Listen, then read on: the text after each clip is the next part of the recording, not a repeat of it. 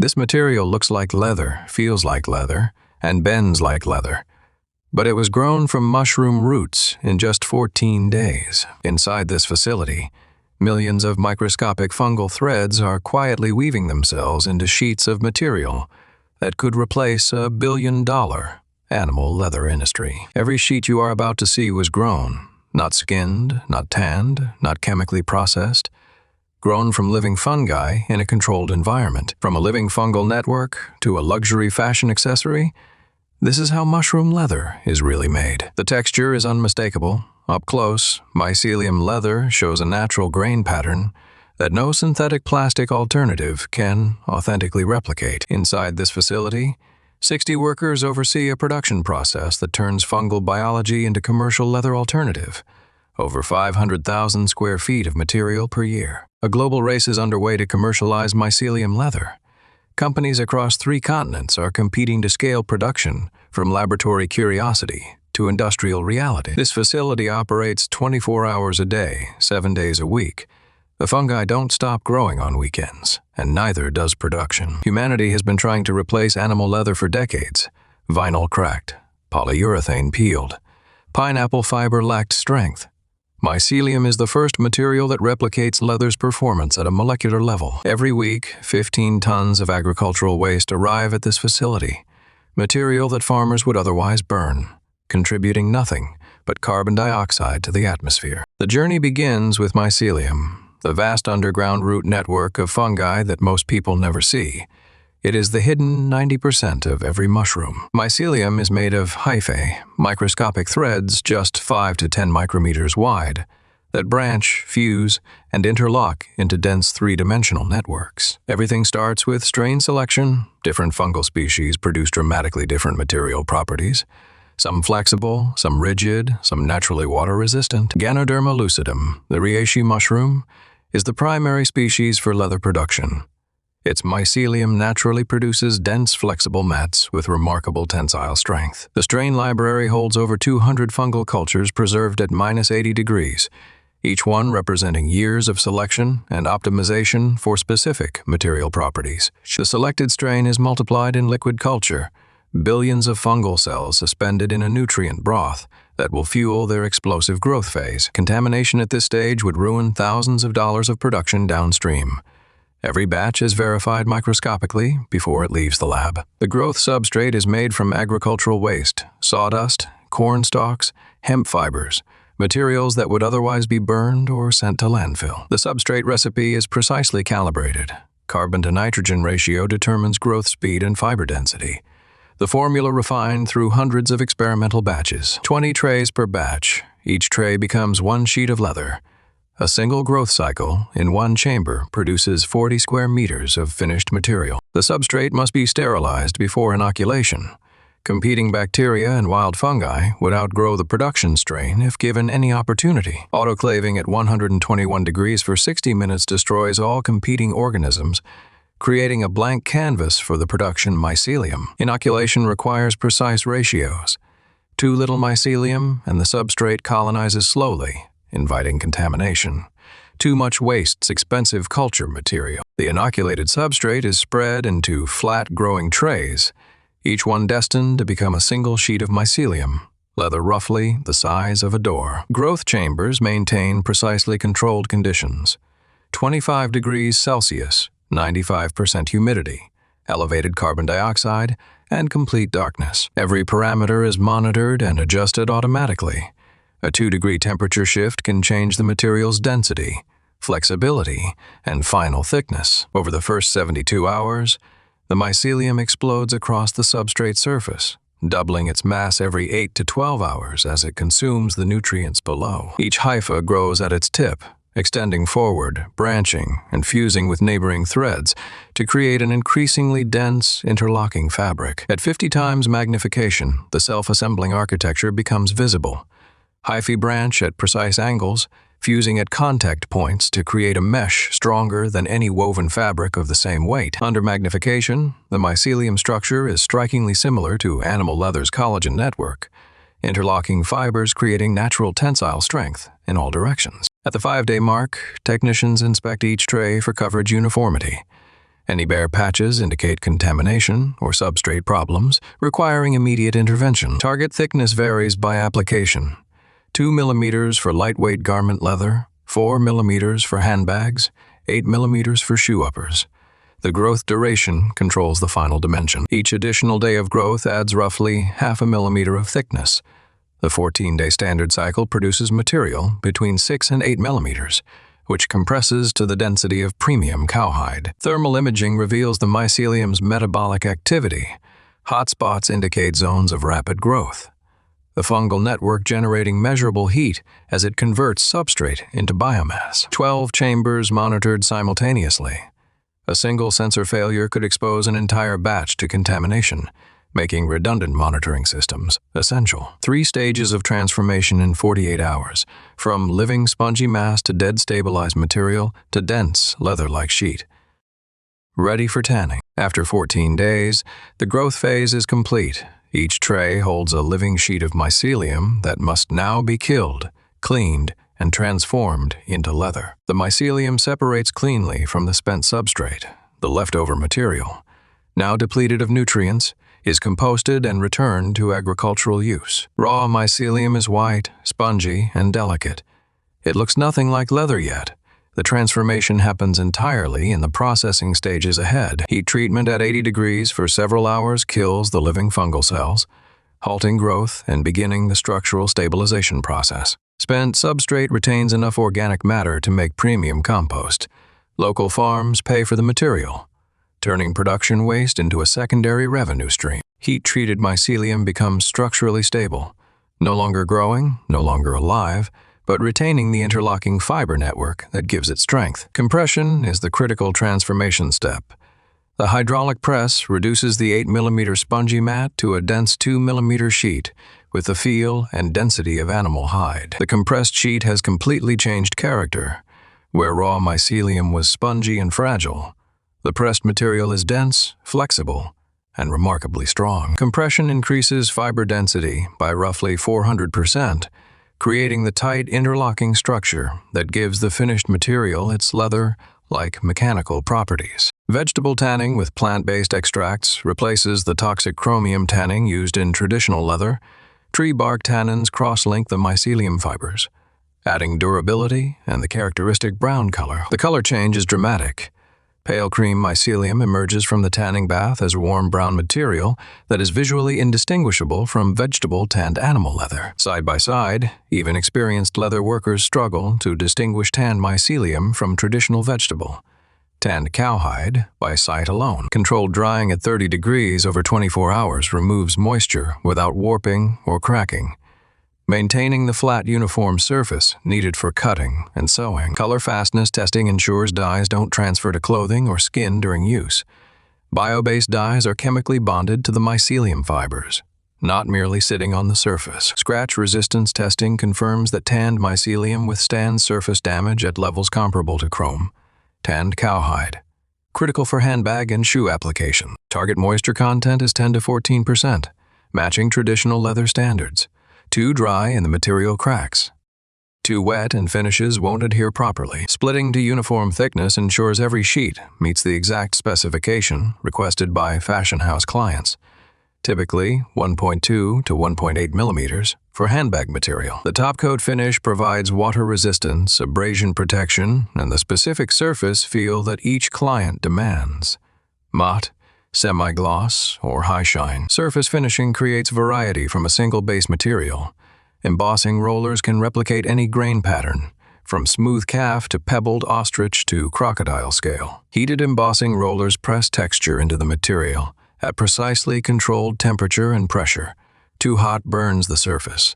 Too cold fails to hold the pattern. Water-based bio-dyes replace the synthetic aniline dyes used in traditional leather, achieving the full color spectrum while eliminating toxic chemical runoff. A single base material becomes 3 distinct market products through embossing alone, each commanding different prices in the fashion supply chain. 12 standard colors are offered to fashion house clients, with custom color matching available for exclusive collections requiring unique seasonal shades. Every production batch undergoes mechanical testing that mirrors the standards applied to traditional animal leather: tensile strength, tear resistance, flex endurance, and color fastness. Tensile strength testing pulls the material until it fails.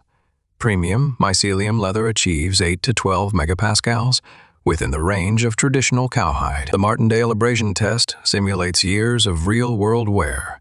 Production-grade mycelium leather withstands over 20,000 cycles before significant surface degradation. Flex testing at a fixed crease point simulates how the material performs at bag handles, shoe creases, and jacket elbows, high-stress zones where traditional leather also fails. Across 5 key performance metrics, mycelium leather matches or approaches animal leather, while dramatically outperforming it on environmental sustainability measures. Accelerated aging tests simulate 5 years of real-world exposure in just 2 weeks. The material must maintain color fastness, flexibility, and structural integrity throughout. After simulated aging equivalent to 5 years of regular use, mycelium leather retains over 90% of its original tensile strength and color depth. The global leather market exceeds $400 billion annually. Mycelium currently captures a fraction of 1%, but the growth trajectory is exponential as production scales. Visual inspection under backlighting reveals thin spots invisible to the naked eye. Even minor thickness variation can cause weak points in a finished product. Approved sheets are rolled for shipping, the same format used by traditional leather suppliers, allowing fashion houses to integrate mycelium directly into existing production workflows. Orders ship to fashion houses across 4 continents. Each roll carries a certificate of analysis confirming the batch's mechanical properties and environmental credentials. In fashion studios, mycelium leather is cut, sewn, and assembled using identical tools and techniques as animal leather. No retraining required for skilled artisans. The material sews cleanly without special needles or thread. Stitch holes stay tight around the thread, the interlocking mycelium fibers gripping the same way collagen does in animal hide. Hand stitching, the hallmark of luxury leather goods, works identically on mycelium. The material accepts edge finishing, burnishing, and hand tools the same way traditional leather does. Edge burnishing, the technique that gives luxury leather goods their polished edges, works identically on mycelium. The material melts and seals under heat just like collagen-based hide. Hardware installation tests confirm the material holds rivets and snap fittings with pull-out strength comparable to premium cowhide, critical for functional bag closures and strap attachments. Stella McCartney launched one of the first luxury products using mycelium leather, signaling to the industry that mushroom-based materials have arrived at the highest level of fashion. Even traditional luxury houses are investing.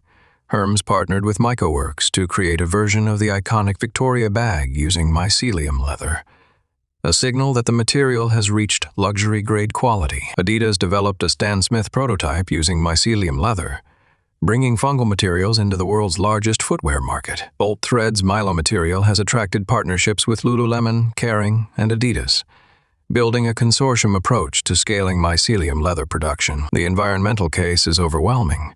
Traditional leather requires cattle farming, the single largest driver of deforestation and a major source of greenhouse gas emissions. Mycelium leather uses roughly 90% less water, produces 80% fewer carbon emissions, and requires zero animal agriculture. Production waste is fully compostable. Spent substrate, trimming scraps, and rejected material all return to agricultural soil within months, creating a closed-loop system. Substrate preparation runs continuously to keep all 12 chambers fed. A single day's substrate batch weighs over 2 tons, enough to fill 40 growing trays. Unlike plastic-based vegan leathers that persist in landfills for centuries, mycelium leather biodegrades completely within 60 to 90 days in commercial composting conditions. Solar panels on the facility roof generate over 40% of the building's electricity. The growth chambers, which require no lighting, are the lowest energy production stage. The water savings alone justify the technology. One cowhide requires 17,000 liters of water across the animal's lifetime and tanning. One mycelium sheet uses less than 200 liters total. The circular life cycle is mycelium leather's strongest environmental argument. Every input is renewable, every output is biodegradable, and the system generates zero persistent waste. Research and development never stops. Each generation of mycelium leather must improve on the last. approaching and eventually exceeding the performance envelope of traditional leather. New fungal strains are being developed specifically for material production, optimized for growth speed, fiber density, and mechanical properties rather than mushroom yield. Water resistance remains the biggest engineering challenge. Traditional leather's natural oils create inherent water repellency that mycelium must achieve through surface treatments. Experimental batches test dozens of variables simultaneously: substrate composition, growth temperature, all concentration, humidity, each parameter shifting the finished material's properties. The product roadmap extends into automotive interiors. Car seats, dashboards, and door panels represent a market 10 times larger than fashion, but require even higher durability standards. Current surface treatments achieve water resistance comparable to treated animal leather, but researchers are developing methods to build hydrophobic properties directly into the mycelium during growth. Composite approaches, growing mycelium directly into woven fabric backings, create hybrid materials with tear resistance exceeding traditional leather. Traditional leather tanning generates massive toxic waste.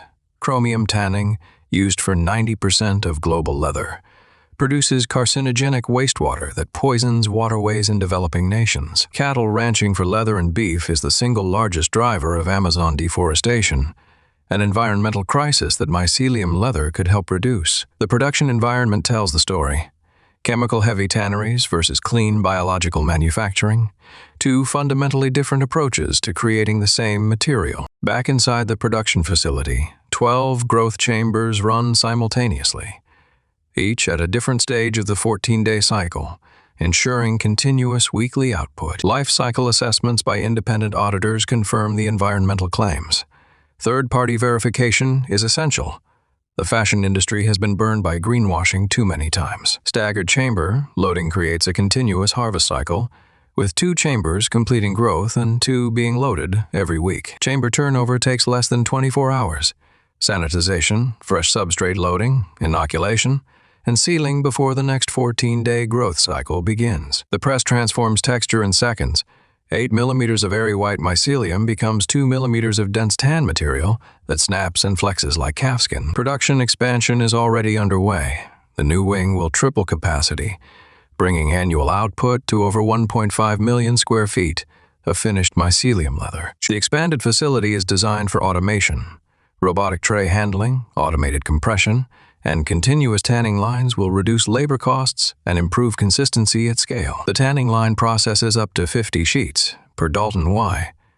Each sheet soaks for 6 to 12 hours depending on thickness and desired color depth. From inoculation to finished material, the complete production cycle takes roughly 21 days, compared to 2 to 3 years for raising cattle and months for traditional tanning. Each production batch is documented for client reference, photographs, test results, and material certifications compiled into a quality dossier. Client consultations often start with skepticism. The moment buyers handle the material, feeling its weight, testing its drape, the conversation shifts from curiosity to commitment. Custom orders ship within 72 hours of quality approval. The 3-week growth to delivery cycle compares favorably with a months-long procurement timeline for traditional leather. Prototype products demonstrate that mycelium leather performs at the luxury level, holding shape, accepting hardware, and aging with a patina similar to traditional leather. The sustainability data is the closing argument. Every square meter of mycelium leather produced saves roughly 17,000 liters of water compared to traditional cowhide. From agricultural waste to luxury material in 21 days. No animals, no toxic chemicals, no deforestation, just biology doing what it has done for 400 million years. The challenge ahead is scale. Current production meets a fraction of global demand, but every new facility doubles capacity and drives costs closer to parity with animal leather. Weekly production reviews drive continuous improvement. Yield rates have improved from 60% to over 85% in the past 2 years. Each percentage point representing thousands of square feet of additional output. The workers building this industry are pioneers. Many came from traditional biology or agriculture backgrounds, now applying their expertise to a material science revolution. At current scale, mycelium leather costs 3 to 5 times more than traditional cowhide. Industry projections show price parity within 5 years as production capacity multiplies. 14 days of growth, 0 animals harmed, 90% less water, a material that composts back to soil when you are done with it. That is how microscopic fungal threads weave themselves into a material that could replace animal leather, grown in a factory instead of raised on a farm. From a petri dish to a luxury handbag, from agricultural waste to a material softer than calfskin, from 14 days of darkness to the runway lights of Milan. If this journey fascinated you, subscribe and hit the bell. Next time we're heading inside a factory where sand becomes a $2,000 graphics card.